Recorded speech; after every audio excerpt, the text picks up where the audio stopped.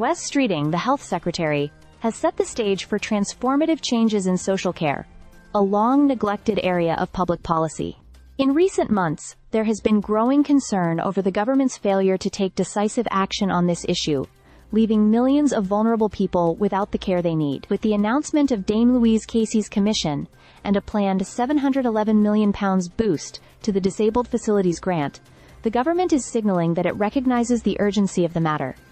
However, the timeline set for reforms remains a point of contention, and many fear it may take far too long to address the growing crisis. The Labour government, under Streeting's leadership, has inherited a social care system that has struggled for decades. While there have been many attempts at reform, none have led to lasting improvements, and the social care sector has been in a state of perpetual crisis. Streeting's approach, however, is different. By appointing Casey, a renowned public service reformer, to lead an independent review, he hopes to build a cross-party consensus around the future of social care. Her reputation for tackling tough issues, such as her previous work on the culture of the Metropolitan Police, gives hope that the Commission will not shy away from addressing the root causes of dysfunction within the system. Despite the positive appointment of Dame Louise Casey, the proposed timeline for the reforms raises concerns. Streeting has announced that changes will begin to take shape by 2026, with a phased approach culminating in a comprehensive plan by 2028. While the government is taking some immediate steps,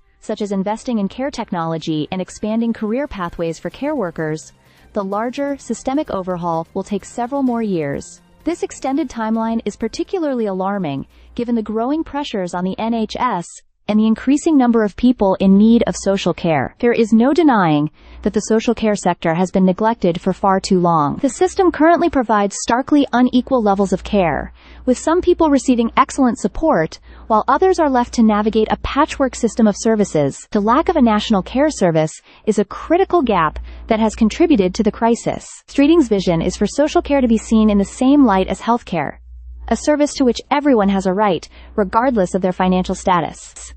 As it stands, however, care for conditions like dementia remains means-tested, creating disparities in access to necessary support. Wes Streeting and Dame Louise Casey must move quickly to ensure that this commission doesn't become another vehicle for delay. Social care reform is not just a moral issue but a financial one. With an aging population, the costs of care are set to double over the next 2 decades.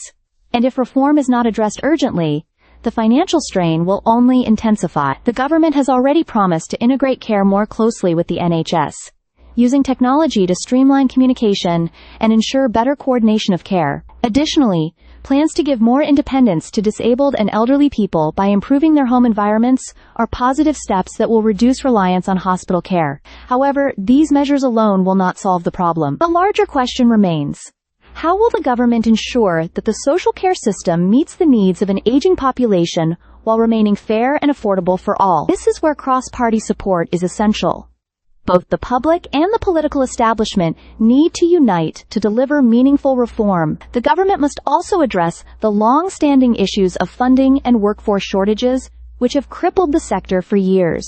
Dame Louise Casey's commission will undoubtedly be a key moment in this process, and it is vital that the government acts swiftly to deliver on the promises it has made. Ultimately, Wes Streeting and the government have the opportunity to fix a system that has long been broken, but it requires immediate and sustained action. It is time to stop deferring meaningful change and start taking bold steps to create a social care system that is truly fit for the future. The clock is ticking, and the people who depend on social care cannot afford to wait any longer.